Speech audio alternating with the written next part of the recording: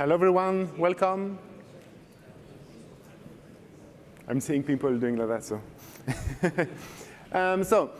I'm Nicolas Grekas. I work in Paris, as you can spot with my accent. Thank you for your patience about it.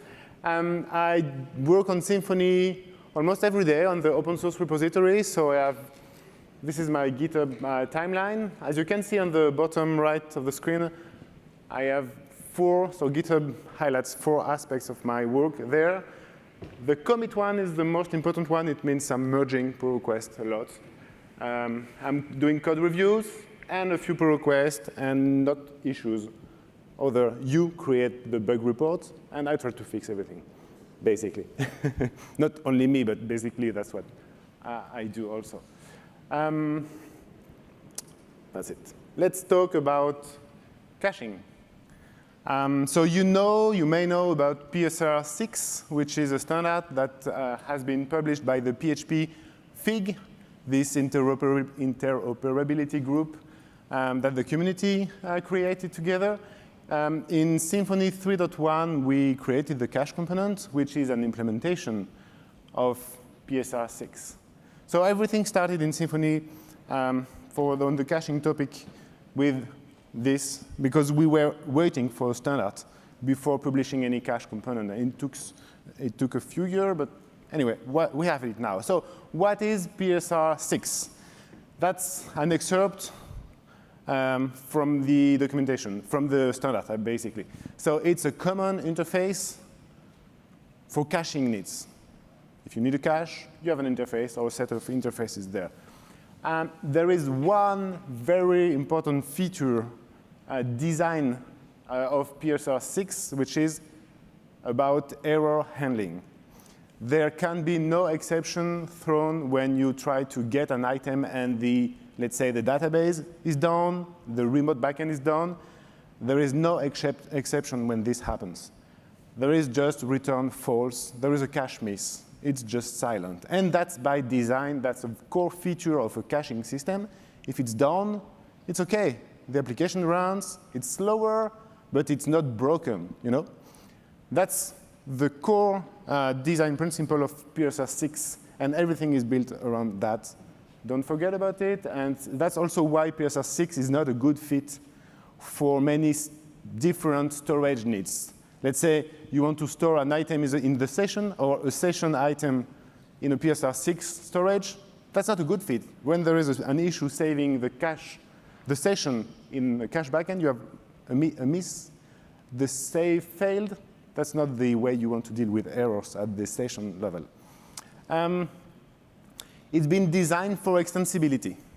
The interfaces imply a set of features, but you can build more features on top of them. They are not too much closed.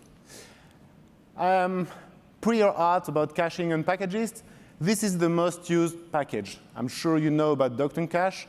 Doctrine Cache has been created for the need of the Doctrine ORM, and it's used quite a lot. There is a big missing feature in Doctrine Cache, which is this error handling part.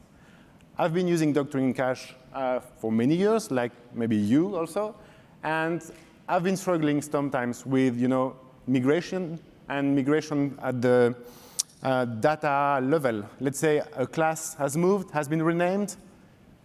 Then you try to load this class unserialized, some payload that still refers to this renamed class. With Doctrine Cache, you have an exception.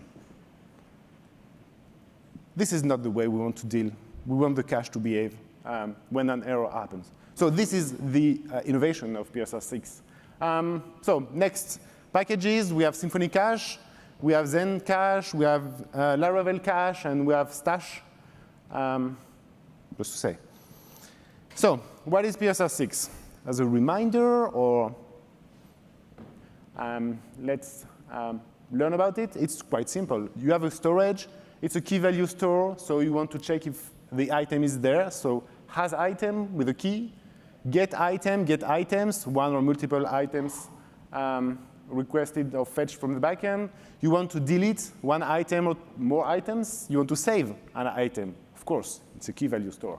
And then save, deferred, commit. That's useful when you want to persist several items in one shot. So you call several times, save deferred, nothing happens, no remote connection, and then you commit, and then it's written to the backend. And of course, you might need to clear the cache, so there's a clear method.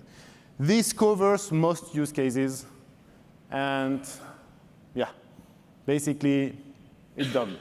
The caching domain is covered in 90% of the use cases by that. When you get an item from a PSR-6 pool with the getItem method, the return value is an object. There is this interface which defines what kind of object is returned from a PSR-6 cache. It means the value, the actual value that you want that is in the pool, you have to get it from the item. So you call item get, and then you have the value. The good news with this design is that you can very easily separate between a hit or a miss. When get returns null, is it a null that has been cached, or is it a null that hints about a miss? You can decide that with is hit, which will return true or false, depending on hit or miss. You can set the value of the item. Then you can also expire the item at a future date or after some time to live, expressed in terms of sequence or so on. So that's it. That's PSR-6. Two interfaces and very important notes about error handling. The typical life cycle when using PSR-6 is this one. So I've read the source code of Symfony, looking for usages of some cache pools. All of them have some variant of this life cycle.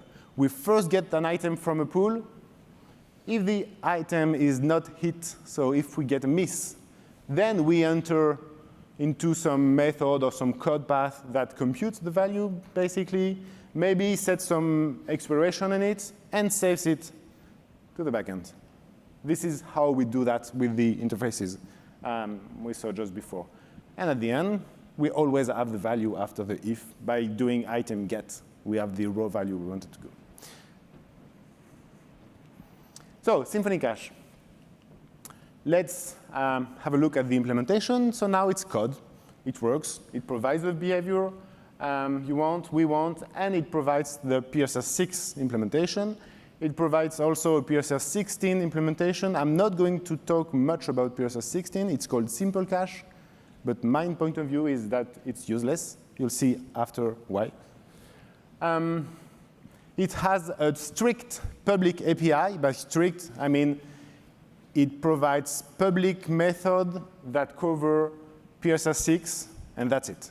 There is no extra method that you can, use to escape the interoperability promise provided by PSR-6, which is, the danger when using a specific implementation. You could code your code against the implementation instead of coding it against the abstraction.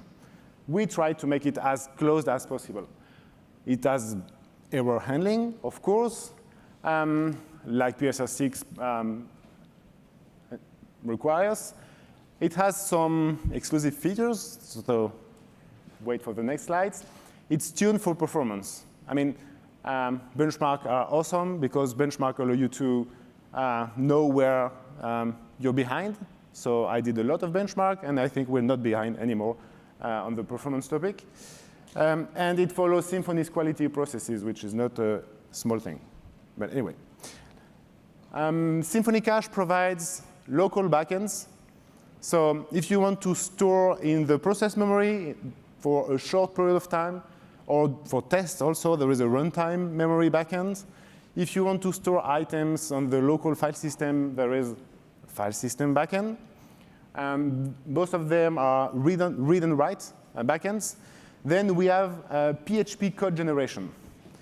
We can generate them either file by file, so each item stored in the pool is a different file in the file system, or we can generate one big PHP file with all the items in it. PHP code means OP cache, and APCu means shared memory. This means with these two pools and two backends, we have stellar performance. I mean, we cannot go faster. There is no faster backend when doing PHP. It's just the most performant backend for PHP. It has big issue. PHP code backends are append only. We can only append things. We cannot update code. Because in APCu, we just add new code. Of course, we can flush the cache, flush APCu. I would not recommend that. So the use case for these backends are append only. APCu, that's the last backend, the last local backend we have, is also append only. Maybe you're using it in a read and write way, but the way it works internally, the way it manages memory, means at some point you're going to have issues if you're doing too many reads and writes. So you should also use it for append-only scenarios. When are these append-only backend useful? For system caches. The Symfony application you're using is using annotations. Annotations, you know, they need a cache because it's slow to pass that. So a system cache for annotation is great. It means at warm-up time, you read the code base, you find all annotation, and then you create one single file. One PHP code file, it goes into opcode, and then it's just instant. You know, annotations are free when using this kind of backends. Of course, you won't be able to update the annotation, but you know, this is not part of a normal application's life cycle, so we don't care. That's perfect. So each backend is dedicated to some use cases where they fit. We have more backends. So these are the 3 remote backends that the community contributed right now. So Redis, memcached, and a database using PDO or Doctrine DBAL. Redis is the one I would recommend. It's just awesome. It has extra features if you need them, but any of them would just work. So that's for application data now.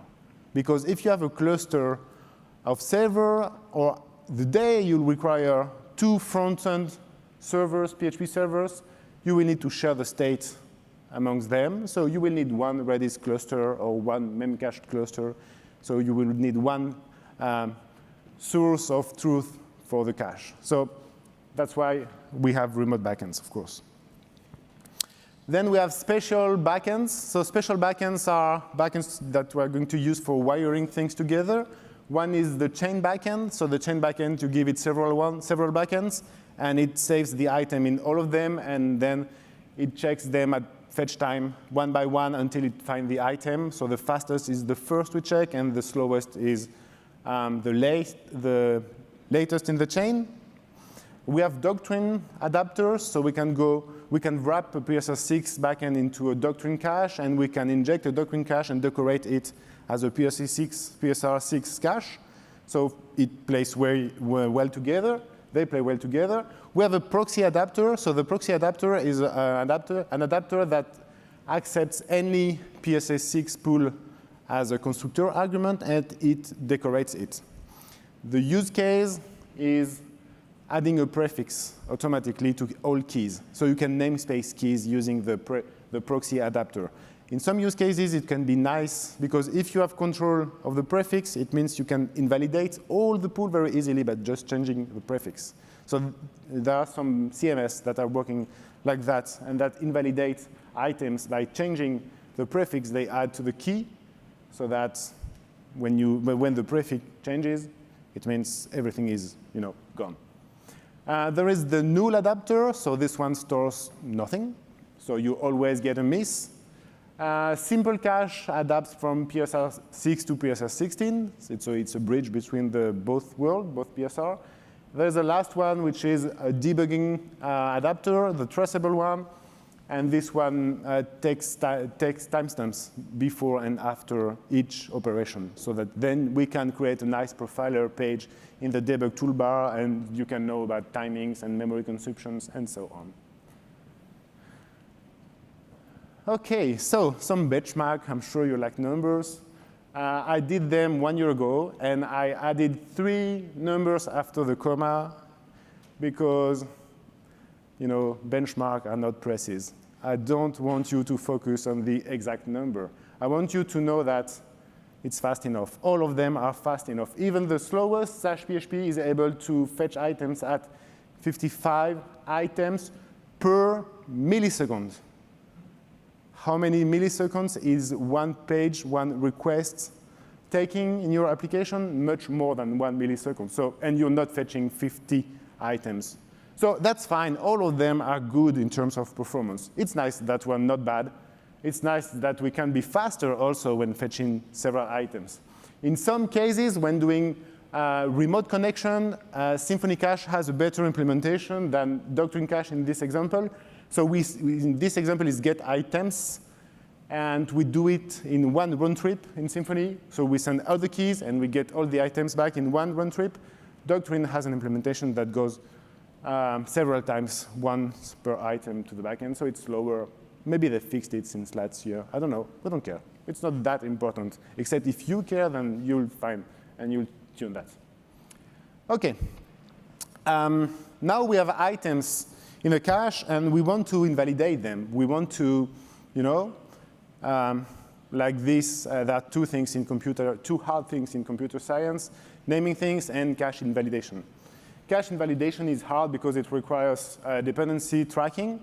And there's an easy way to have items in the cache expire be invalidated, basically, which is the first one is expiration. You put an item in the cache, and you say, OK, it's fine for 1 hour there, 5 minutes, 1 second, 2 days. You decide, and you have the same value for some duration. Of course, this strategy won't account for updates, like a backend admin that updates some resources that are not invalidated if you just do that. So what you can do in this case is tagging. You have items, you add labels on them, so tags. And then so one item can have several tags, and several different items can have the same tag. And then there is an invalidate tags method on the cache pool object, and you call it, and basically it just invalidates all the items that have this tag. This is really, really powerful. And if you went to the previous keynote on track B, Andre had a talk about that at the HTTP level. The last strategy that is documented is versioning. I already told you about versioning when I was talking about the proxy backend. Versioning works by prefixing keys and incrementing the version number when we clear the cache pool. We have this prefix foo, the key is foo, let's say, and we have a prefix which is a number, 1, 2, 3, and we increment it at each clear of the cache. And in this case, it means invalidation is instant. And for all items, actually, for all strategies, the implementation we have is instant. It's constant time. What I mean is that for versioning, when we increment the key, the old items are still in the pool, right? We change the prefix, and the database still holds the values, but you cannot fetch them anymore.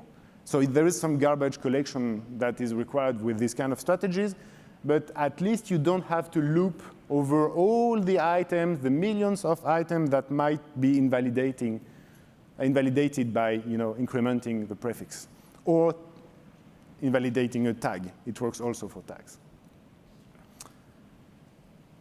Some 4.2 features. So these are new things we added in the past few months or weeks, and they are going to be labeled as stable at the end of November. So one of them is IG binary. So when we serialize objects, when we put them in the database, we use serialize, the serialize PHP function, right? There is a better version of it, which is called IG binary. It's a C extension provided by the community. You can use it. It's faster, and it uses a binary format, which is more compact also. But the faster feature is really the killer feature for this thing. The issue with having both serialized and IG binary is that when you get the item from the database, you need to select the right unserialized method. You need to unserialize using either the native PHP function or the IG binary unserialized function. So the code embeds this logic and does it for you, so you can migrate quite easily from an existing pool that is already ramped up with some native PHP serialized function, and you can just enable the extension, and we made it automatically. It will just enable IG binary and be compatible with your legacy items and save the new items using IG binary. So that's nice. You don't have to care anymore about it. You might just have to enable IG binary. While doing so, that's where I really love the community. I created a pull request adding IG binary in a let's say, dirty way. And then a random guy, I mean, I don't know him. He's from East Europe. I never saw him before this discussion on GitHub. He came, and then he started to destroy, basically, my pull request, saying this is not proper design, and blah, blah, blah. And that was awesome. Because in the end, we created together just proper design, computer architecture.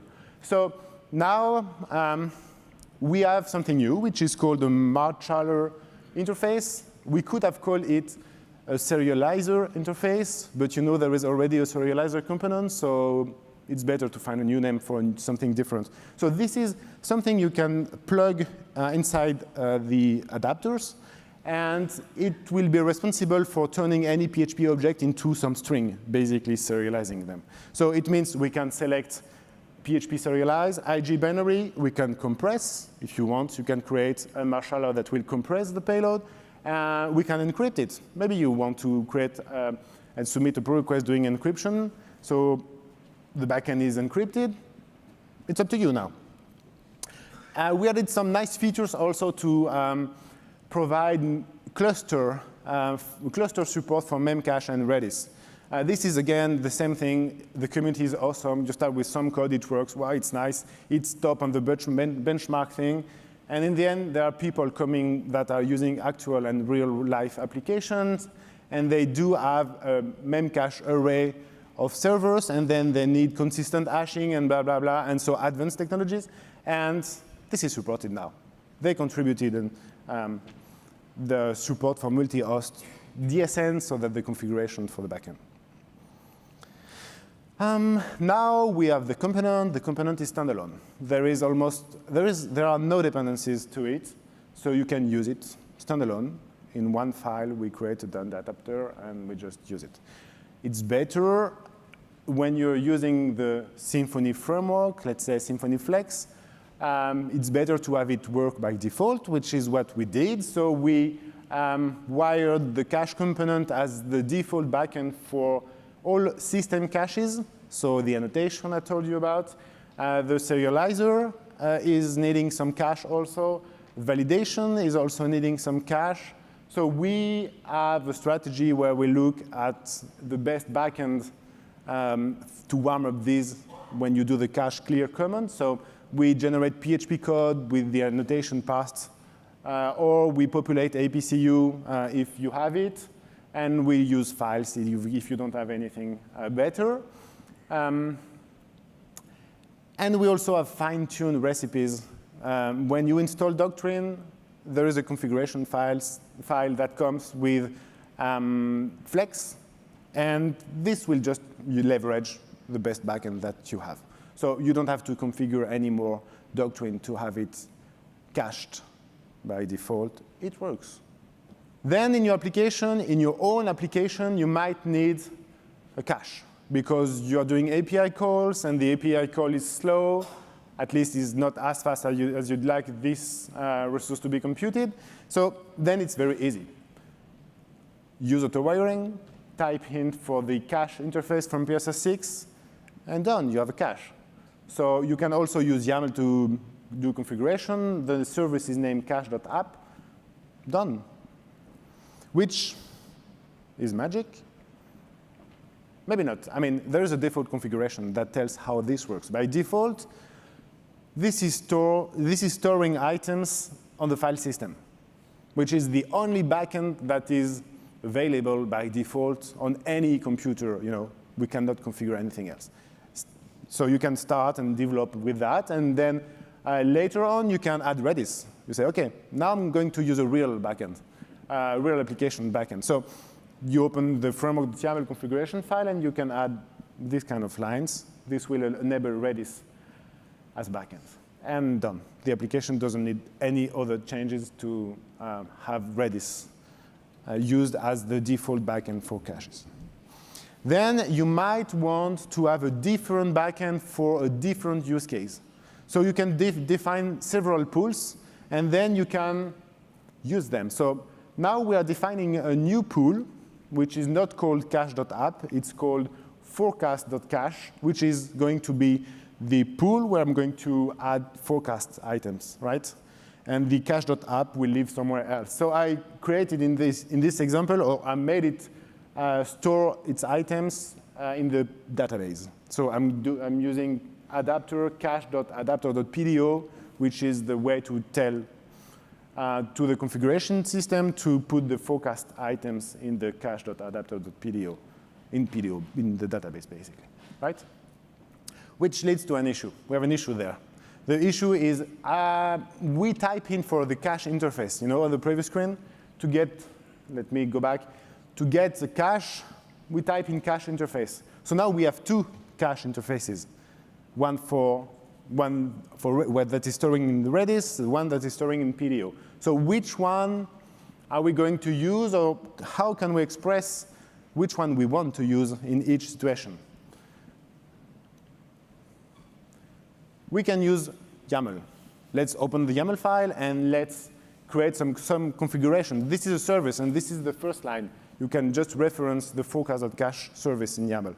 There's another way, which will be available in 2 months, which is to use named arguments to target the service. Because you used configuration, then we create an alias for this type and this named argument, so that if you use the forecast cache name as argument, the auto-borrowing system won't give you the default adapter. You made an extra effort to give it a name that matches the service name. So auto-borrowing will gift you with the proper service that matches the name, which is nice. You can still save yourself from opening the YAML file, which is good, no? So let's go back to caching things. I'm going back to the component. It's done for the framework part. This is the first slide, one of the first slides, right? This is the typical lifecycle of the caching logic. So we first get the item, then we check if it's hit. If not, we compute the value, we save it in the backend, and in the end, we have the value all the time, right? If you think dry, don't repeat yourself, this is boilerplate. I mean, this is code, it's boring to type, there's a better way. We can just encapsulate that into a new interface. Let's say, now I'm going to create a wrapper, and this wrapper is going to be this public method. I'm going to add this method on the cache object. On the cache object, let's say we have this get method. It takes a key. It returns the value for the key. And when the key is missing, when there is no value for the corresponding key, then you give it a callable, and the callable is responsible for computing the value. So this is exactly the same code as before, but now this is the implementation of the get method that implements this logic. We have the same thing. First line, we get the item. If it's not hit, we compute the value. And to compute it, we use the callback that is passed as an argument. Then we save the item, we set the item, we save it, and we return the value, right? We just wrap things together. Is it a helper, or is it a new abstraction? Is the abstraction PSR-6, or is this get method a new abstraction? I mean, on its own, does it solve a domain problem or not?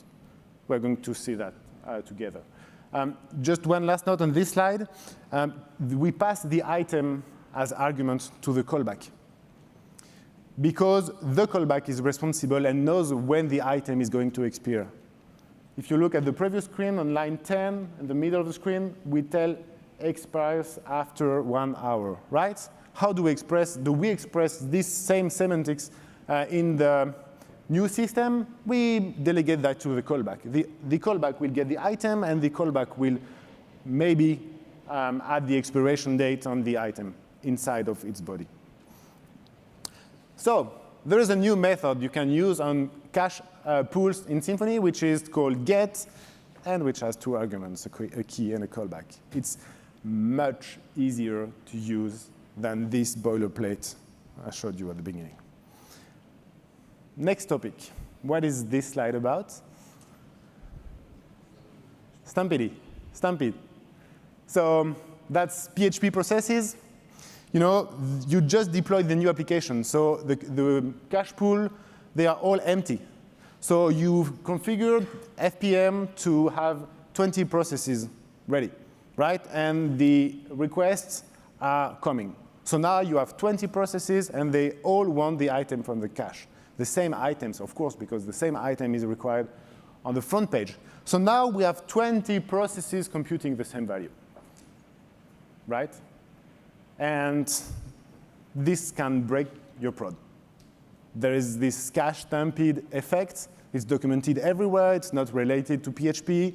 It's a computer science problem. It breaks. So how do we solve that? By locking, right? We say, oh, there are 20 of them. Let's make one of them win. Let's make it lock the computation and make the other processes wait for the winner. And when the winner finished its job, then the other can just read the value and display things. And we will have 20 processes waiting instead of having 20 processes consuming CPU and crashing your cluster and doing requests to the database and making the database fail also. So that's an implementation with the get method.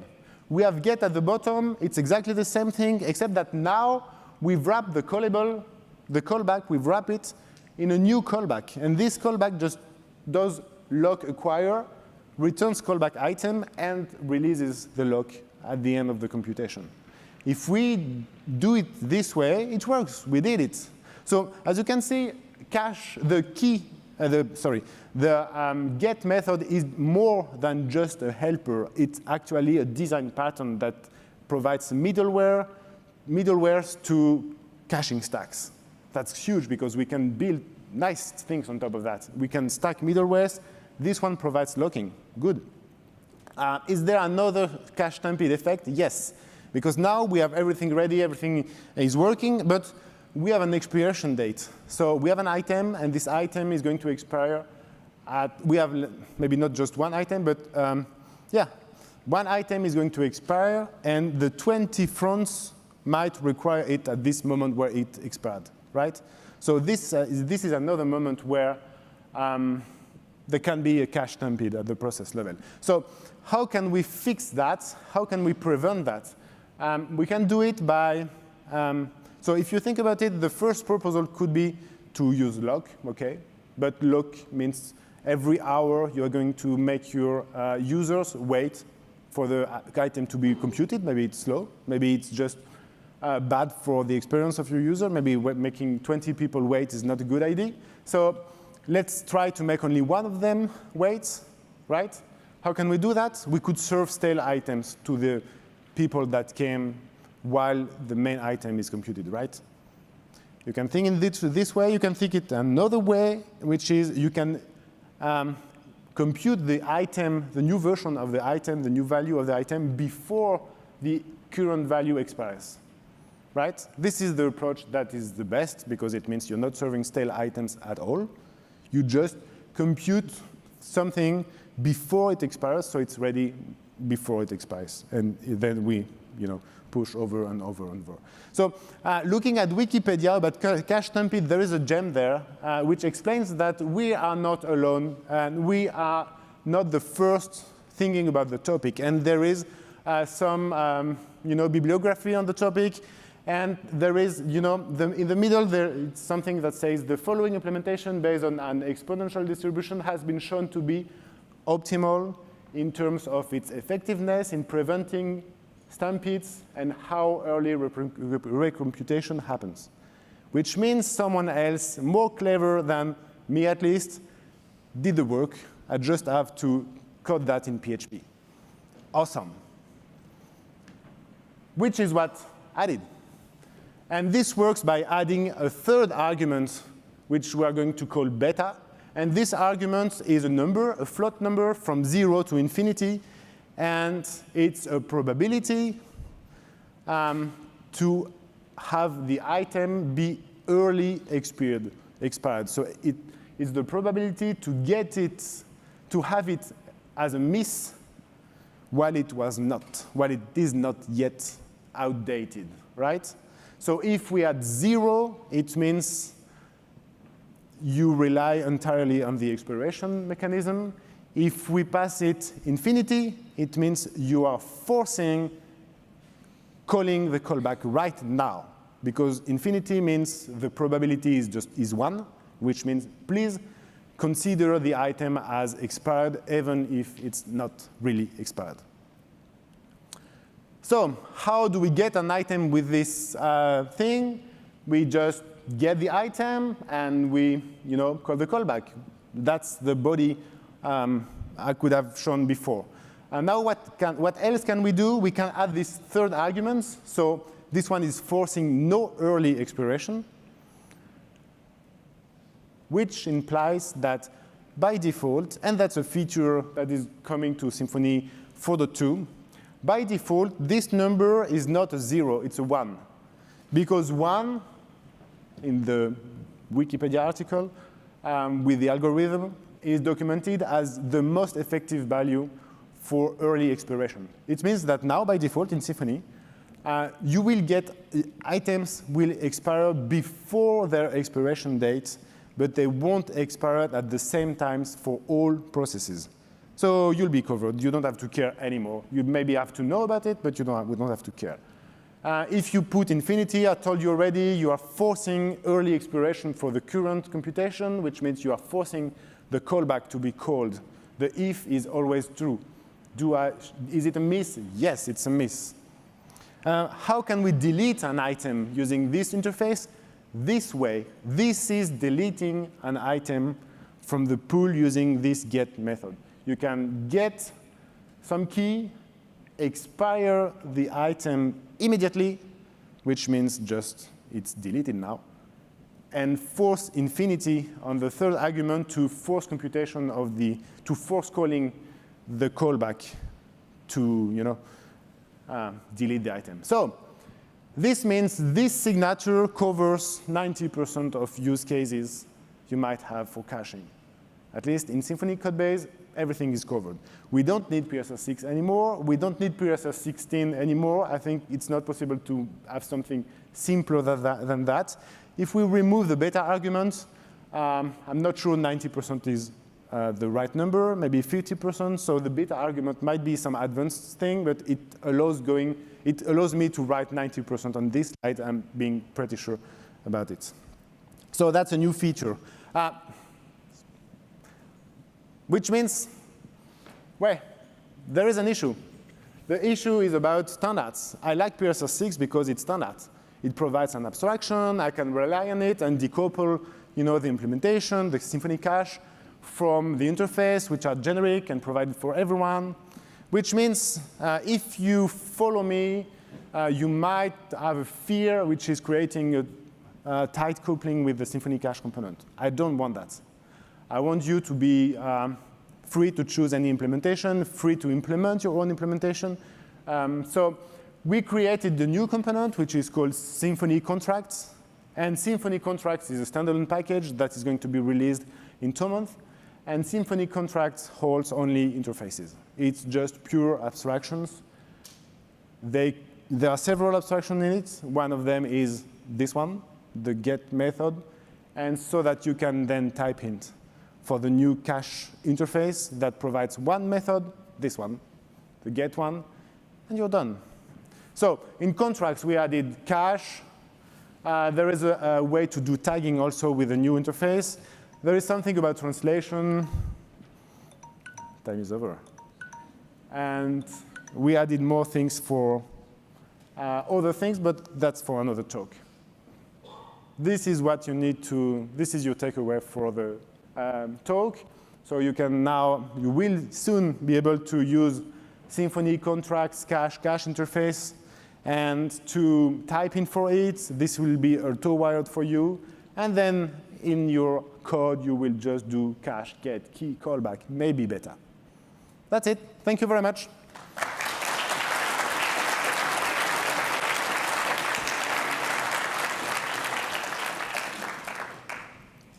If you have any question, I don't know if we have time, but.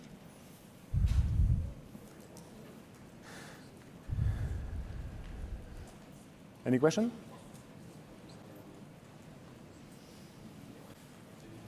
No? Yeah, in the back.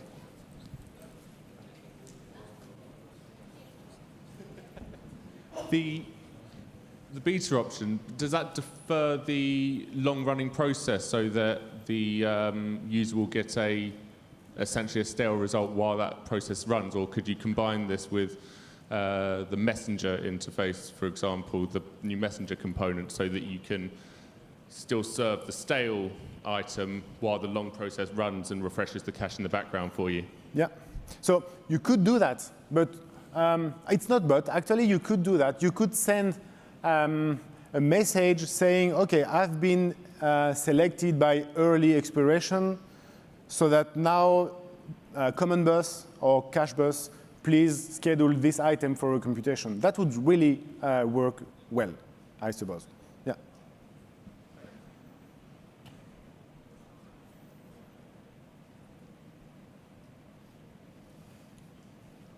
Was clear enough, or? Yeah. OK, thank you very much then. Thank you very much. Thank you, everyone.